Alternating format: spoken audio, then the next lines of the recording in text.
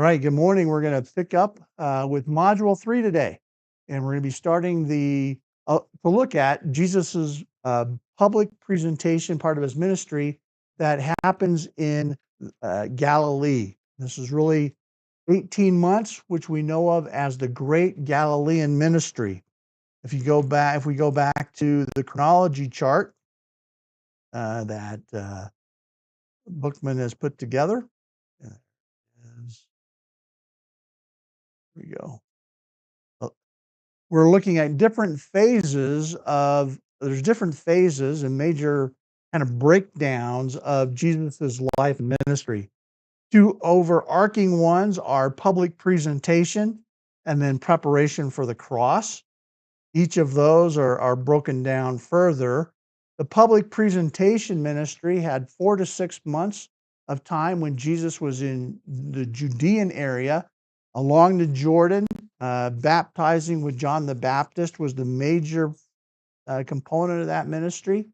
And then now we're going to look to that second part. We're at the fall, early winter of AD 30. And then we're going to go here for the next 18 months into the March of AD 32. And so for these next 18 months, Jesus is going to be in Galilee. This is going to be his focus. He's going to do many, many miracles during this time. Jesus is seeking crowds as he's traveling throughout. He's going to saturate this area. He's going to go through at least 3 missionary tours through Galilee. And while he's doing that, he is doing lots of miracles. He's drawing crowds. He is basically creating a spectacle on purpose so everybody knows who he is and that he is there. And he will do that until this period comes to a close. And it's going to come to a close because his ministry in Galilee is going to collapse. And we'll talk about that as we go. So when Jesus is going through this time, as we get through it, we're going to see he's going to be communicating 2 things to the people of Israel. He's going to tell them that he is the Messiah, the king that they're looking for. And he's going to be telling them that he's the Son of God. Now, he's not going to directly say that I'm the Messiah, but that's going to be the message. It's going to be obvious. He doesn't reveal that directly, again, until he's with his disciples privately after this comes to a conclusion. But it's going to be obvious. If they look at the scriptures and they see what he's doing, they will know. And they're going to take what he does and attribute it elsewhere and reject their Messiah. So looking here, this is a picture.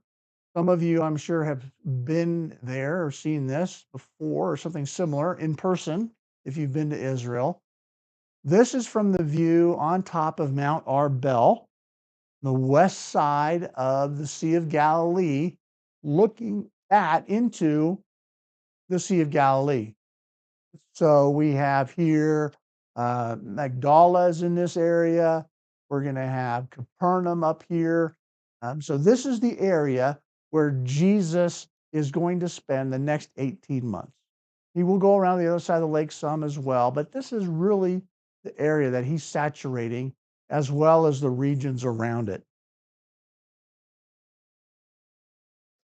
We're going to have several lessons in this time frame, in this period. This is, again, we're looking at 18 months. And so this is an area that we're most familiar with when we think of Jesus's life in the Gospels. There's really a couple things that jump out of us. Obviously, we know about his baptism and temptation, and we know about the Passion Week. There's so much emphasis placed on the Passion Week. And then most of what we're familiar with after that, it happens in and around Galilee during his Galilean ministry, because that is a focus. But we'll be putting things together, and we'll see what doesn't happen here and what does as we move forward. As I mentioned, there's 3 tours that Jesus is going on at least that are recorded in the scriptures. So we'll have a lesson on each one of those.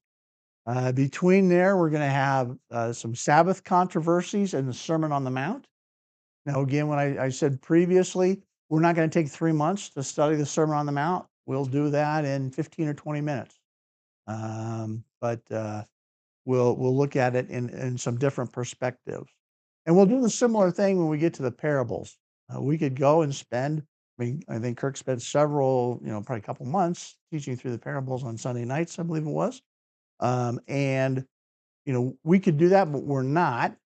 And I guarantee I'm going to present it in a way that you haven't heard it before because I'm going to have a different emphasis. So those are things that we'll be talking about when we get toward the end here of what's going on in this Galilean ministry. And then ultimately we're going to see its collapse. So that's where we're at. When we look at the calendar, a reminder that next week, the Thanksgiving weekend, we will not be here. So if you come here and you have chairs set up, feel free to take a break, but I will most likely not be around. Okay, and then Christmas. We'll have 2-week break during Christmas. Basically, weeks that we don't have evening service. I think it's kind of how it lines up. So Christmas Eve, we won't be having class, and then the New Year's Eve, we won't either. And then we will conclude, barring adjustments to the schedule, at the end of January with this module. So that's just kind of going to be a little bit here that we're going to go. All right, starting in to where we're at today. Another image again from Mount Arbel. Now this is one that I took, not as good as that professional photographer, but the same place, and very fascinating spot of ground, and we'll talk about that. But as we go through here, I ask questions, just trying to keep track and make sure I'm going to ask, who is the ruler of Judea during this time?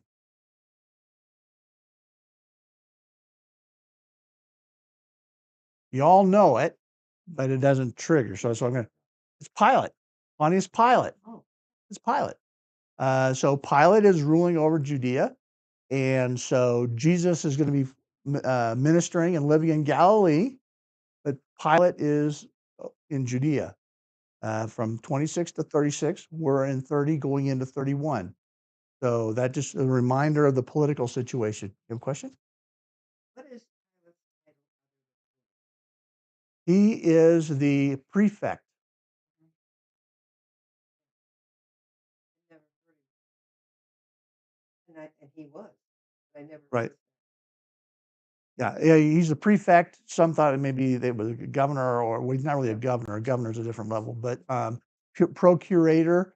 But actually, there was some people that throw rocks at the Bible. Historical critics would say that the Bible couldn't be true because Rome didn't have prefects at that time. And I think God has such a great sense of humor. So they're going down at the Caesarea Maritima, and they're doing some excavations. And what do you think they find? They find a stone that talks about Pilate being the prefect of Judea who lived at Caesarea Maritima. So they got a rock with his name and title on it. So, yeah. And whenever you have science and history and the interpretation of humans doesn't line up with the revealed word of God, just stick with the word of God, because it's the humans that are wrong. All right. So we'll look at an overview. We're going to look at Jesus teaching at a synagogue in Nazareth. We're going to see the calling of 4 fishermen and some healings. So again, let's talk a little bit about this area. This lesson, we'll talk about some of those specific topics, but a lot of it is overview, introduction, because we're going to be spending so much time in and around Galilee. So Jesus, he's going to Galilee, and they're going to receive him there because they saw what Jesus did in Jerusalem. Remember, when Jesus was in Judea, he did his first cleansing of the temple. He overthrew the tables. He was healing people. We're told from John that many people were, quote, believing in him. but they didn't really believe him because their faith was superficial, right? Jesus wasn't believing in their belief. We've talked about that a few times now. But they did see what Jesus did, and so they're, hey, welcome.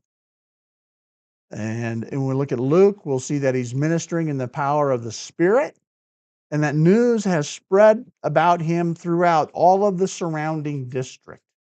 Well, yeah, if you do an upheaval in um, the temple with the Sanhedrins and their money racket, and you're healing people, everybody's going to know. And he was saying that the kingdom of God was at hand, and he's calling people to repent and believe. So the gospel. So it's slightly, he adds to the message of John the Baptist: believe in the gospel, believe in the good news. Now, here's a couple of pictures that again highlight the contrast. Where would you rather live? Judean wilderness or Galilee? And again, it's an amazing place. It you see, let me write. Okay, it's lush. It more people lived here than in terms of the Jewish population than lived in Judea. Again, it's part of northern Israel. It's separated from Judea by Samaria, and it's better living. This is the good life, right? This is where people want to go. It's kind of like in our country. We have some beautiful places: Boulder, Sedona, uh, used to be San Francisco. But what happens? All these beautiful places, they attract crazy people, and then they turn into nightmares. But Galilee was not a nightmare because it's ruled by Romans. Now, it was Gentile, heavily Gentile, because the Romans had a garrison there, and obviously this region, they have the international highway where they're taxing people, so there's going to be a lot of international traffic going through here. So it is has a lot more Gentiles here, particularly than you can find down in Jerusalem. And also, Jews here are more committed to their local Jewish leaders, but there isn't a hierarchy. So in Jerusalem and in Judea, you have a hierarchy. You have the Sanhedrin, you have the Sadducees. Um, they basically control the temple and everything around it, and they have control, and they can influence. They have control over the people, the Jewish people, and so they have a lot of bargaining power with Rome. That's not the case in Galilee. In Galilee, there's no Sadducees there. There's no temple there. People are part of their local synagogues with the Pharisees and the scribes, and so that's where they have this local level. There isn't a hierarchical structure, that arcing thing that connects them all together for the Jews. So they don't work as a block with Herod. Herod doesn't have to go and keep the Sanhedrin happy like Pilate does. And so Jesus is relatively safe here politically, because even if the Jewish leaders get all upset with him, Herod doesn't care, because power structure is a lot different. Um, so that's an important thing. Now, I want to share a little bit about this place. Josephus, I think I shared before, referred to it as the abundant or the ambition of nature, but he describes this, and this is in the Wars of the Jews. Some call it short wars for short, or the Jewish Wars. And I was reading, some of the mindset that Josephus's War of the Jews is the most influential book in Western history outside of the Bible. Pretty impactful. So I've read parts of it, and I'm like, I got to read this whole thing. So the country, and he's talking about this Galilee here, also that lies over and against this lake, hath the same name of Gennesaret, or we know what Galilee, it was formerly Gennesareth. Its nature is wonderful as well as its beauty. Its soil is so fruitful that all sorts of trees can grow upon it, and the inhabitants accordingly plant all sorts of trees there. For the temper of the air is so well mixed that it agrees very well with those several sorts, particularly walnuts, which require the coolest air, flourish there in vast plenty. There are palm trees also, which grow best in hot air. You got cool air and hot air, they grow together here. Um, One may call this place the ambition of nature, where it forces those plants that are naturally enemies to one another to agree together. It's a happy and contention of the seasons, as if every one of them laid claim to this country. For it not only nourishes different sorts of autumnal fruit beyond men's expectation, but preserves them a great while. It supplies men with the principal fruits, with grapes and figs continually during 10 months of the year, and the rest of the fruits as they become ripe together through the whole year. For besides the good temperature of the air, it's also watered from a most fertile fountain. The people of the country call it Pernam. Some have thought it to be the vein of the Nile because it produces the corking fish as well as that lake does near Alexandria. Okay, so they got a fish in common. Okay, the length of this country extends itself along the banks of this lake that bears the name for the 30 furlongs and its breadth 20. And this is the nature of that place.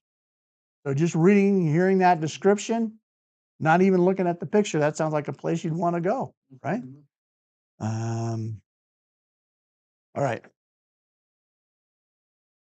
So as I mentioned, this is a little bit more of the summary. And I'm going to show you this chart because we want to always keep this in our minds here of the political area. And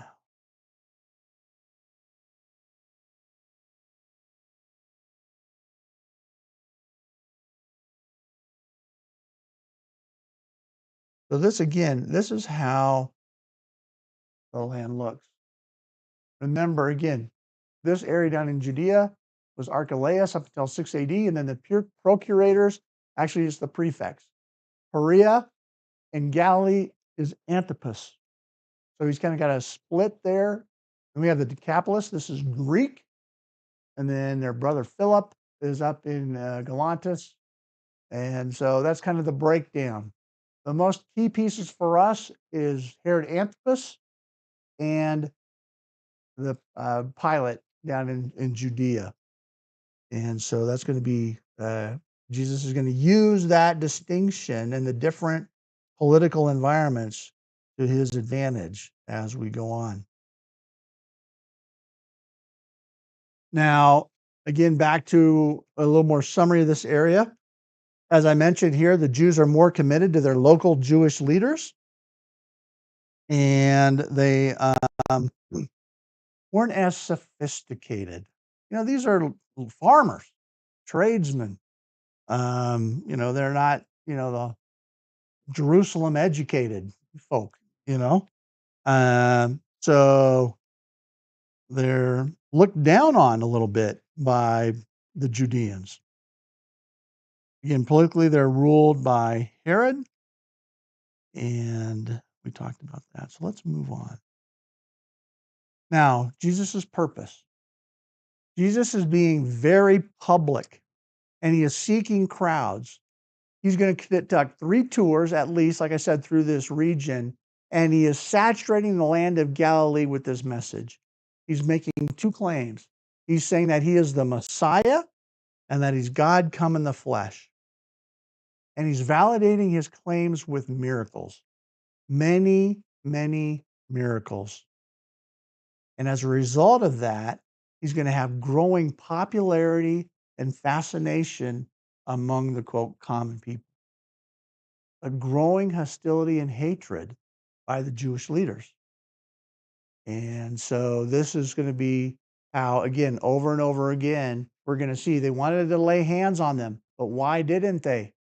Because they feared the people. They're afraid of the crowds.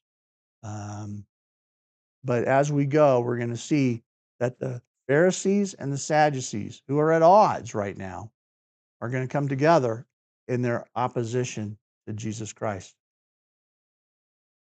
All right, so let's go and look at our text here for a bit.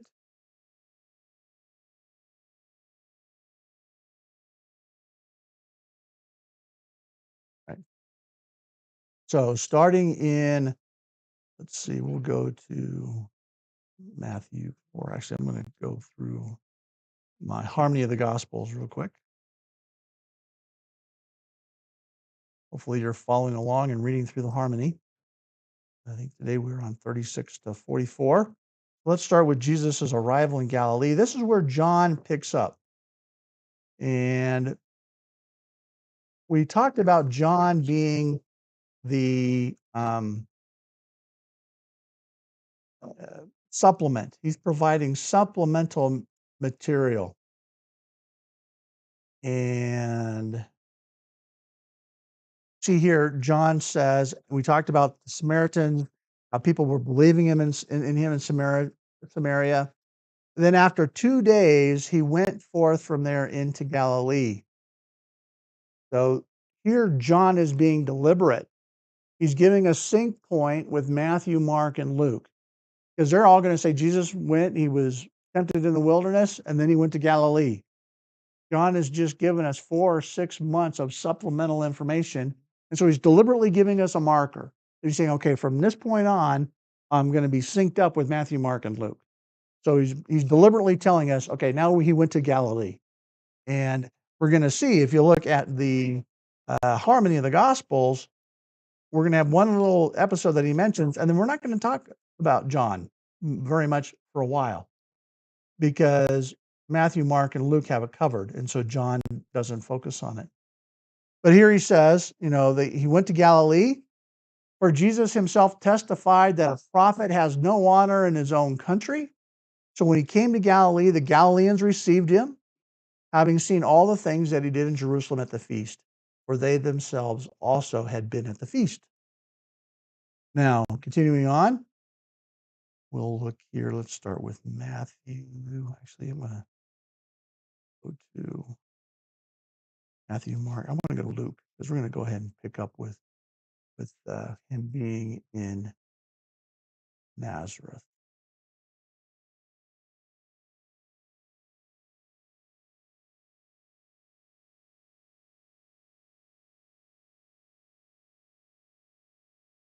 So we're going to look at Jesus teaching in Nazareth. This is only recorded for us in Luke. And remember that Nazareth is Jesus' hometown. Dr. Bookman likes to refer to this as Jesus is the homeboy, made good. He's in this small town, and he's the local hero that went off and was like really successful, or he's the guy anyway that overturned the temples and is healing people. And so now he's coming back to Nazareth. So they're going to receive him, and Jesus is going to teach in the synagogue, but there's a problem. They also all know Jesus from when he was little. And so in their minds, they still can't get rid of the idea, or past this idea that, wait a minute, this is the guy, this is Joseph's son. He's carpenter / stonemason, right? And now he's saying he's God or something special. Wait a minute. We know who his mother and father is. It's a struggle, and understandably so. Doesn't mean that they're right. So let's read through here in Luke. And he came to Nazareth, where he had been brought up. Again, this is his hometown. And as was his custom, he entered the synagogue on the Sabbath and stood up to read. So this is something that Jesus did most Saturdays, most Sabbaths. He's going to go to a synagogue, and he's going to enter, and he's going to read. And the book of the prophet Isaiah was handed to him. And he opened the book and found the place where it is written, "The Spirit of the Lord is upon me, because he anointed me to preach the gospel to the poor. He has sent me to proclaim release to the captives and recovery of sight to the blind, to set free those who are oppressed, and to proclaim the favorable year of the Lord." So this is probably, the scrolls, because they can be difficult to manage and all of that. That was probably just what the reading was for the day. Or Jesus may have adjusted a little bit because there may have been multiple columns, visible, and so he picked one of the columns, but he's not going to be up there rinky-dinking with the scroll too much. There's probably a section here that he was going to out of that to read for the day. He gets up, he finds a place, and he reads this, and then he closes it and he hands it back to the attendant, and he sat down. So they roll up the scrolls and they give it back, and all the eyes are now fixed on him for him to give like a little exposition of what he just read. And he began to say, "Today this scripture has been fulfilled in your hearing." And pretty simple message and to the point. "The Spirit of the Lord's not upon me. The Spirit of the Lord is upon me. He anointed me to preach the gospel to the poor. He sent me to proclaim the release of the captives and to free those who are oppressed and proclaim the favorable year of the Lord." And so he said that, and all were speaking well of him and wondering at the gracious words which were falling from his lips. And it sounds good, yeah, okay. I'm sure a little bit confused by that, but then this is where it comes up, and it's so much sarcasm. Isn't this not Joseph's son? It's not like they're in amazement. And he said to them, "No doubt you will quote this proverb to me, 'Physician, heal yourself. And whatever we heard was done at Capernaum, do here in your hometown as well.'" Now remember, Jesus is going to be doing lots and lots of miracles. And Capernaum he's going to do, as far as we have recorded, more than anything else. If we go back to Matthew 11, we're going to see this. This is the unrepentant cities. And again, he goes, he's going to, woe to Chorazin, woe, and then he's going to say, "Woe to you, Bethsaida, and woe to you, Capernaum," 23, Matthew 11:23. "And you, Capernaum, will not be exalted to heaven, will you? You will descend to Hades. Or if the miracles that had occurred in Sodom, which had occurred in you, they would remain to this day. Nevertheless, I say it would be more tolerable for the land of Sodom in the day of judgment than for you." He's like, he's does tons of miracles in Capernaum. If I had done this in Sodom, they would have repented. They would have came and followed me as their Lord. So he's using this picture here of, Capernaum. He's like, you're going to hear about what's going on in Capernaum just down the road. Yeah, this was my hometown. I grew up here, but I moved. I live in Capernaum now. And when you hear what's going on over there, you're going to get jealous. You're going to want, well, come back here where you grew up and do it. And he's like, no. Because if I say to you in truth, there were many Israels in Israel. Oh, he says, no prophet is welcome in his hometown. I don't want to skip that. Now he stabbed him. Now he's going to twist the knife. And he basically says, look, there were many widows in Israel in the days of Elijah, when the sky was shut up for 3 years and 6 months and a great famine came over all the land. Yeah, Elijah didn't go to any of them, but only to Zarephath in the land of Sidon, a non-Jew, to a woman who was a widow. So he's like, Elijah went outside of Jerusalem, outside of the Jews, and performed a miracle and took care of a widow. And there were many lepers in Israel in the time of Elisha, the prophet, and none of them were cleansed, but only Naaman the Syrian. So basically, it's rejection. Just like Elijah and Elisha only ministered to a very select number of Gentiles. So Jesus is saying, I'm not doing anything here. I'll be doing stuff in Capernaum, but but no. And all the people in the synagogue were filled with rage as they heard this. This made them angry. We're not talking, I mean, literally, they're going to kill him. And they got up and they drove him out of the city and they led him to the brow of the hill in which their city had been built in order to throw him off the cliff. So that's the cliff. There's another picture from that cliff looking towards the city. They chased him out here and somehow Jesus managed to slip through. What's that? On Tiberius? No, no. Yeah, a different place. This is going to be looking down in the Jezreel Valley, and then looking this way is Nazareth.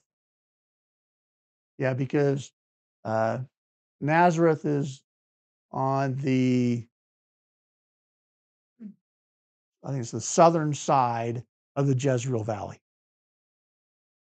And then him slipping through, escaping, was considered one of the miracles he did, wasn't it? Isn't that?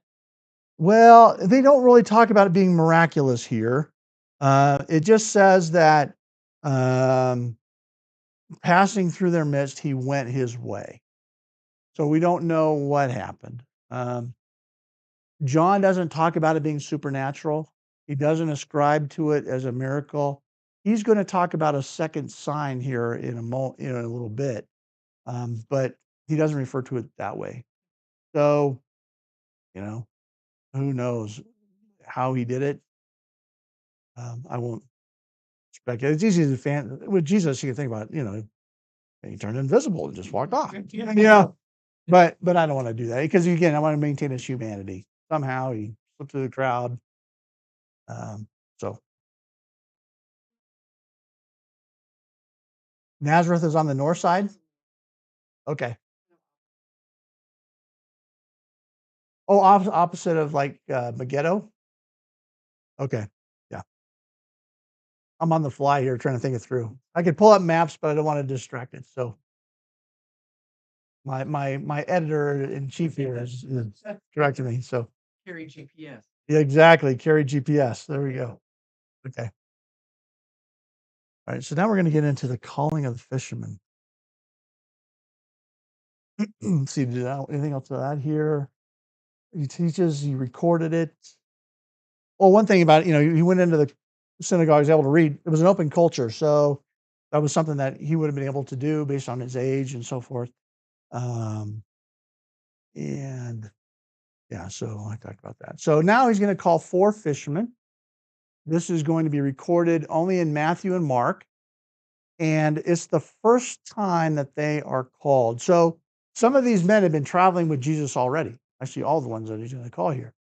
But what appears to be is that when Jesus went to Nazareth, he was by himself.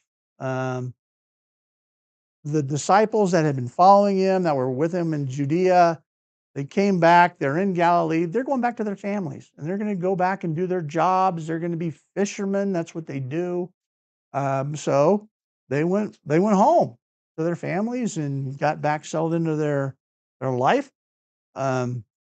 Because at that point, it's like Jesus had taken a break or didn't need them or whatever, and so there was some kind of pause and separation that we don't necessarily catch when we read the Gospels. So this is one of those things where we put it together. But this is the first time they're called. There's a second one recorded in Luke. And so there's an interpretive principle here in Luke 5 that when you have 2 similar accounts with different circumstances or important details are different, then they're 2 separate events. Does not mean they're errors or they're an error or they contradict. It's just they're different events. We saw that with the cleansing of the temple. Some people want to say, well, John moved it to the beginning of Jesus's ministry instead of the end for some theological purpose for the story he wants to tell. They get into this whole literary criticism and, you know, just throw all that garbage away. But basically, no, it's 2 different events.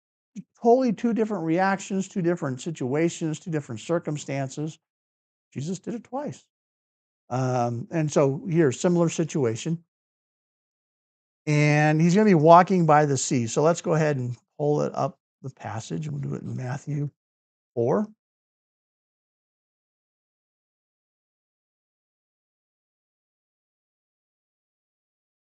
Yeah. So he's settled in Capernaum. Now, one thing here, this is interesting as we jump into this. Matthew records the start of Jesus' ministry. So he's just been in the temptation and all of that, and devil left him. Now, when he heard that John had been taken into custody, we drew that connection. He withdrew to Galilee, and leaving Nazareth, he came and settled in Capernaum. So everything about this whole thing in Nazareth, Matthew just said, he left Nazareth and came to Capernaum. And so Luke, fit that in. And I'm sure as he's doing, Luke's going and getting records of eyewitnesses, probably one of those things I would think that just probably gritted at him. He's got Matthew's gospel and he's like, I'm leaving Nazareth.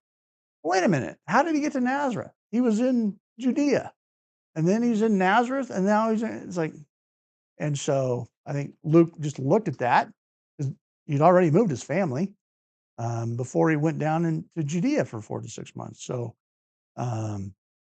I think that's probably why, under the inspiration of the Holy Spirit, Luke fills in that detail for us. He goes to Capernaum, into the region of Zebulun and Naphtali. This was to fill Isaiah 9, 1 and 2. And it says, the land of Zebulun and the land of Naphtali, by the way of the sea, beyond the Jordan, Galilee of the Gentiles. The people who were sitting in darkness saw a great light. And those who were sitting in the land and shadow of death, upon them a light dawned. So just to draw this together for you, here are the tribal allotments for the 12 tribes. We have Naphtali, which is right there along the Jordan River, and then we're going to have the Jordan River is going to be the boundary between it and then Dan over here and Manasseh. So this whole area here is Naphtali. We have Zebulun as well. And this is where some of these other places are, and we'll show you another picture here. This covers Jesus's move. So here at Capernaum is up in Naphtali, and we have Nazareth down here in Zebulun, and the Jezreel Valley is down here. So, yep, on the north. And yep, and so that's the tribes, and so that Jesus is fulfilling that prophecy. Capernaum is on the north side of the sea. Yes.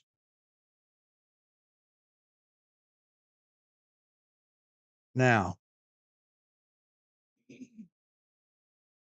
Jesus walking by the sea, he saw two brothers. Simon, who was called Peter, and Andrew, his brother, casting a net into the sea, for they were fishermen. That's what they do. And he said to them, follow me, and I will make you fishers of men. Immediately they left their nets and followed him. Going on from there, he saw two other brothers, James, the son of Zebedee, and John, his brother, in the boat with Zebedee, their father, mending their nets, and he called them. And immediately they left the boat and their father and followed him. Now, we could go to Mark as well. Mark pretty much says the same thing. A couple of details is Zebedee's in the boat, and they have some slaves that are, or servants that are working with them as well. So, based on this passage, is it possible that every one of the apostles, disciples now, they'll be apostles later, is from a different tribe? No, we have two sets of brothers.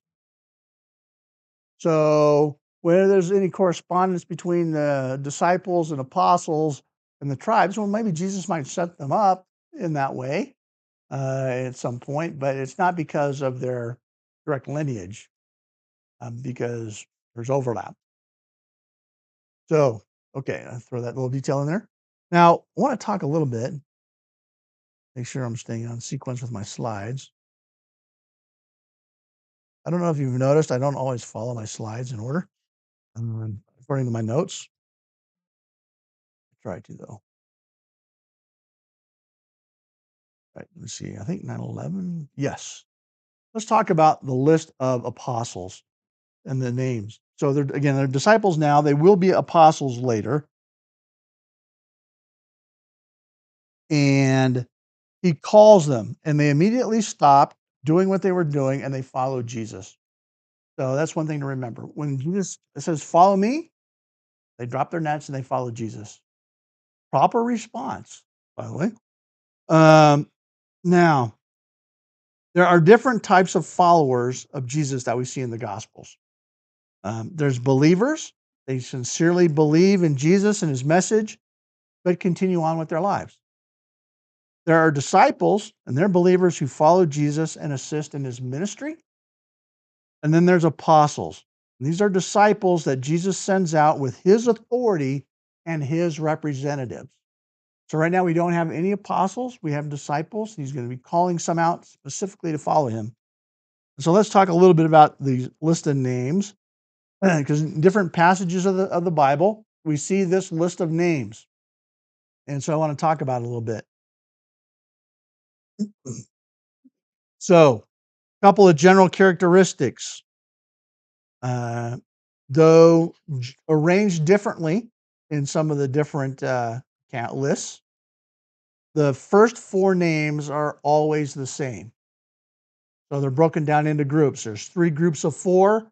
You always see them listed as 3 groups of 4. The first 4 names are always the same, maybe in a little bit different order. The 4 groups lists, I mean, they all seem to be divided into 3 groups of 4. The names in each group are identical in all of the lists, though arranged differently. The first name in each group, Simon, Philip, James, Alphaeus, is always the same in all of the lists. So each group, they have the same person that's always the lead. Simon the Canaanite is another name for Simon the Zealot. Thaddeus is another name for Judas of James, and we'll talk about that. That's why you see the names in different lists. Judas Iscariot is always the last name in all of the lists where he is included. Now, let's talk a little bit. There's some interesting things that go on with these names as well. So, Richard Bauckham has an interesting chapter on the 12 and their names in his book, Jesus and the Eyewitnesses. And several of these disciples, who are later going to be apostles, had the same first names, such that several of the names in these lists are actually alternate names. So, for example, in my organization, I've got like 4 people named Michael. I got 2 people named Michelle. I got 2 people named Daniel. So we're in a meeting on Zoom now with multiple team members with the same name. We use alternate names to distinguish them. Often it's the last name. You know, I go Yang or Athenia, depending on who it is. I have one guy who goes by Michael exclusively. So sometimes if we are on a call and we have a couple other guys that just go by Mike. So Michael and Mike, we can keep that clear. Same thing with Dan and Daniel. They're both named Daniel, long form, but one goes by Dan, one goes by Daniel. And so we see this situation here with these 12. And then there's also nicknames. And of course, I got one guy that I've nicknamed Columbo because and he may watch this video. But basically, because he's watching. But we'll have a meeting, and I'll go, is there any questions? And pause. Nobody has any questions. So we're getting ready to go. And he goes, oh, yeah, I have one more thing. So I nicknamed him Columbo. Well, that's kind of what goes on here. because um, when we look at Jesus and we look at these names, Peter's a nickname.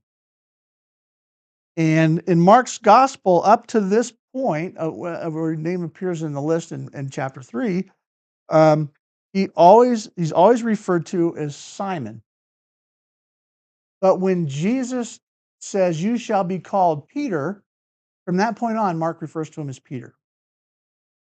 There's another Simon, Simon the Zealot, the Canaanite. Well, that's not a son of or anything. He's probably a very passionate individual. Probably not a reference to the political sect that probably isn't developed and matured at this point. And if so, it probably wouldn't have been something that Jesus would have connected with like that. So this is probably just, he's a very zealous person, passionate. And again, it's a nickname. He also nicknames James and John. Remember what he calls James and John? Sons of thunder, Boanerges, which is interesting because whenever you hear the names of the Jesus' inner circle, what are the names you always hear first? Peter, James, and John, the ones he nicknamed. And so it's kind of interesting aspect of these lists. Now, Matthew, also called Levi, is a bit odd because he has two Semitic Hebrew Aramaic names. Usually someone has one name that's Hebrew and another that's Greek. He's often, given the added description, the tax collector, right? So these things get thrown on there. Thaddeus is actually more like the Hellenized form of the name Judas. So they have someone named Judas, so I'll go by Thaddeus. And after Iscariot betrays him, he's like, I'm Thaddeus forever. I'm sure, you know. And then we have Bartholomew. This is an interesting one. Well, Judas is Iscariot. That's a reference to where he lived because there's another Judas. Bartholomew. Well, Bar means son of, particularly in Aramaic. So this is a patronymic name. And he's really probably called something like the son of Ptolemy in Aramaic. It's probably a family relationship, family name. Probably there was someone Ptolemaic or Ptolemy in their family that they're named after. But this probably wasn't a first name because he would have had other siblings that were sons of Ptolemy too, brothers and so forth. So he is probably has a first name that's not listed. Why would his first name not be used? Probably because it's one of the names of somebody that's already in the group. Could be another Simon, could be another John, could be another Judas, could be Jesus. Jesus was a very, very common name. Yeah, I'm not going to go by Jesus. I'll stick with Bartholomew, you know? And actually, he goes by Thomas, which is another nickname probably given to him at birth, which means twin. So he probably had a twin brother. So there's more odds that he had a first name in a different, since he had a brother who would have been Bartholomew as well. All right, any questions on that? Just a little bit of interesting details because we zip through these lists, and I'm not usually a list fan, but there's a lot of things here that are kind of somewhat interesting. All right, healings. The Galilean ministry is saturated with miracles and healings from the start. And in John, this is one of the places where we're going to go and see an additional detail that starts out. And so we're going to go to John chapter 4. John chapter 4. He's going to heal a nobleman's son. Now, therefore, he came to Cana of Galilee. And someone noted he was probably, he says here where he'd made water and wine in that wedding, had connections to the family. Maybe wanted to stop in and check on the groom. How they doing? Since it had been, 6 months. But anyway, he was there, And there was a royal official whose son was sick in Capernaum. So someone from Capernaum, and he's going to head out to Canaan. He says, when he heard that Jesus had come out of Judea into Galilee, he went to him and was imploring him to come down and heal his son. So here there's this faith that this official of Herod Antipas has, that, this guy may be able to help my son. And so we can have compassion for this man. He's got a son who's nearing death. He's, anything that he can do. I'm gonna go to Canada. I'm gonna try to get this Jesus to come and help me. And he was at the point of death. So he comes to Jesus, and Jesus said to him, unless you people see signs and wonders, you simply will not believe. So this is a general accusation towards the Jewish people. And the royal official said to him, sir, come down before my child dies. He basically just blows Jesus off. He's just not going to take the bait on that one. He's like, you know what? Just please come, And Jesus said to him, go, your son lives. It wasn't, I'm not asking for, like, do something and I'll believe in you. He's like, I already believe in you. Just help my son. And he said, go, your son lives. And this is a miracle that Jesus is doing at a distance. Cana and Capernaum are not next to each other. There's a little bit of a distance there. This man went and he found them. And on his way back, well, here it tells us the man believed the word that Jesus spoke to him and started off. So, you think, well, I want you to go with me. I got to see this. And Jesus said, go, your son lives. And the guy's like, okay. Wow, that would have been a little. I'm like, I think I want to drag Jesus. I'm an official for Herod. I'm gonna like round this guy up and drag him. But no, he's like, okay. So he was headed off. And as he was going down, his slaves met him, saying that his son was living. So he inquired of them the hour when he began to get better. And they said to him, yesterday at the 7th hour, the fever left him. Again, there's some time it's taken for these travels. So the father knew that it was at that hour in which Jesus said to him, your son lives. And he himself believed in his whole household. This is, again, a second sign that Jesus performed when he come out of Judea into Galilee. The first sign was turning water into wine. This is a second sign. Again, John is recording signs so that the people of Israel who are looking at, and this is after Jesus has died and been resurrected, after the temple has been destroyed. The Jewish people are trying to get Jews that have converted to Christianity to come back. And John is saying, no, look, Jesus did these things so that you would believe. And this is kind of also John's end of life last plea to his people, his fellow Jews. This was our Messiah. And so remember, there's a difference between miracles and signs. John calls this a sign. Miracles provide testimony and credibility to the one who performs them.